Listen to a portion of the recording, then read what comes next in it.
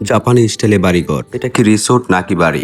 ভিডিওতে দেখলে আসলে কিছুই বোঝা যায় না। আর কত টাকার ভিতরে আমরা 2 দিন থাকলাম?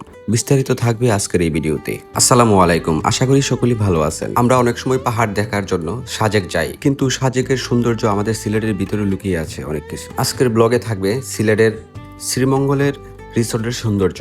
আমি যখন ভিডিওটা করছিলাম তখন ছিল সন্ধ্যা, কারণ আমরা যাইতে যাইতে প্রায় সন্ধ্যা হয়ে গেছিল। থেকে আমি একটু বাইরে বেরিয়েছিলাম রিসোর্টের সৌন্দর্য দেখতাম। এর মধ্যে আমার মেয়ে এবং তারিমের মেয়ে মাওয়া এখানে গেটের মধ্যে দাঁড়িয়ে রয়েছে। তো আমাদেরকে দেখে ওরা গেট খুলে সামনের দিকে আসলো। আর এটার ভিতরে পুরোটাই লাইটিং করা, অনেক সুন্দর স্পেস। দেখতে পারতেছেন যে পাহাড়ের উপরে কিছু বাড়িঘর দেখা যাচ্ছে। আর এটা যারা দেখতেছেন জাপানি স্টাইলে একটা রিসোর্ট না, এটা হচ্ছে তাদের মূল অফিস কক্ষ। মূলত হচ্ছে এটা রিসেপশন।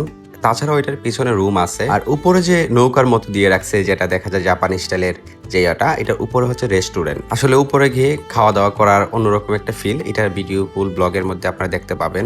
আর বাচ্চারা এটার ভিতরে এত সুন্দর লাইটিং, তাছাড়া বৃষ্টি হয়েছিল, কাদার মধ্যে তারা হাঁটাহাঁটি করতেছে। আর কাদা নাই, মূলত এই জায়গাটা ফাঁকা করা ছিল এবং গাছের মধ্যে যে সবুজ লাইটিং গুলা দেখে তাদের কাছে খুবই ভালো লাগতেছে। এই জন্য তাদেরকে নিয়ে একটু হাঁটাহাঁটি করতেছি, চতুর্দিকে দেখাইতেছি যে সৌন্দর্যগুলা। মূলত বাচ্চারা এই জিনিসটা খুবই এনজয় করে, এই সৌন্দর্যগুলা। তো এই জন্য তাদেরকে একটু ঘুরাই এই জিনিসগুলা দেখানোর চেষ্টা করতেছি।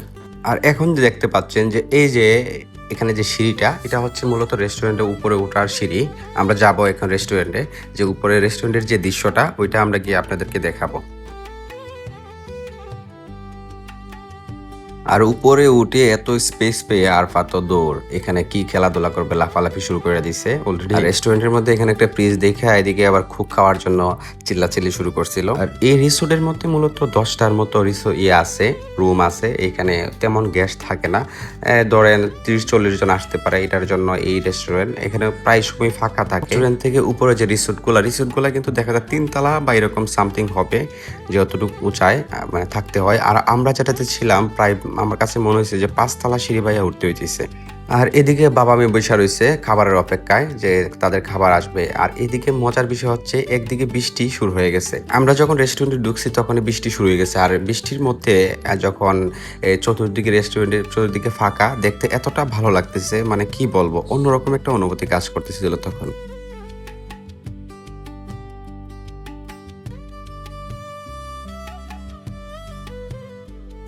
এর মধ্যে আমাদের খাবার চলে আসছে। খাবারের ভাতগুলো একটু মোটা মোটা লাগলো। আবার তরকারিটা আমার কাছে প্রথম দিন এতটা স্পাইসি হয় নাই, আমার কাছে ভালো লাগে না আর কি। মোটামুটি একরকম হয়েছে আর কি, কিন্তু আমরা একটু স্পাইসি টাইপের খাবার খাই, তো এই জন্য পরের দিন ওনাদেরকে বইলা দিছি যে আমাদেরকে যখন খাবার দিবেন একটু স্পাইসি টাইপের একটু রান্না বান্না করে দিবেন, না হয় আমরা খাইতে পারি না।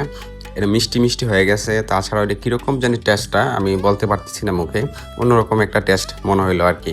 তো আমরা খাবার দাবার শেষ করে রিসোর্টের সামনে চলে আসলাম। এখানে হচ্ছে আরপা রিসোর্টের রুম থেকে বের হয়ে জুতা পরতেছে, সে এইদিকে হাঁটাহাঁটি করবে, একটু দেখবে। আর এদিকে সে রিসোর্টের পাশে দেখতেছেন এগুলো হচ্ছে বেলকনি। এখানে মূলত বা বারান্দা বলতে পারেন। এখানে চেয়ার নিয়ে বসে রাত্রে আড্ডা দেওয়া যায় বা এরকম একটি সময় কাটানো যায়। এখানে আমার এটা যে দেখতে পাচ্ছেন, এটা আমার রিসোর্টের সামনে ছিল 2টা মুড়া নাম চেয়ার আর কি, যেটা বলেন। তো এখানে বসে আমরা আড্ডা দিতাম। আর এখানে হচ্ছে উপর থেকে যে নিচের যে ভিউটা দেখা যায়, এই ভিউটা হচ্ছে এইটা। আর আমাদের রুমটা দেখেন, সবকিছু কিন্তু বাঁশের তৈরি, আসলে অন্যরকম একটা সুন্দর বাঁশের তৈরি জিনিসগুলা। এবং বেডের নিচেও লাইটিং করা আছে, স্পটলাইট দেওয়া আছে, এদিকে আবার এসিও দেওয়া আছে, বাঁশের ড্রেসিং টেবিলও আছে মূলত। আর যেটা ওয়াশরুমটা ছিল টাইলস করা ছিল। আর এখান থেকে সকালবেলা আফরাকে নিয়ে এটার সৌন্দর্যটা উপভোগ করতেছি, মানে অন্যরকম একটা মানে ভালো লাগে যে এখান থেকে বেড থেকেই যে বাইরের যে সৌন্দর্য, পাহাড়ের সৌন্দর্য, বানর টানর বা এরকম টুকটাক জিনিস দেখা যায় আর কি। মানে খুবই ভালো লাগে। সকাল হয়ে গেল, বাইরে গেলাম ব্রাশ করার জন্য। এর মধ্যে আরফা এখানে থাকাই রয়েছে। ধন্যবাদ, ভালো থাকবেন। নেক্সট কোনো এক ব্লগে দেখা হবে। আল্লাহ হাফেজ।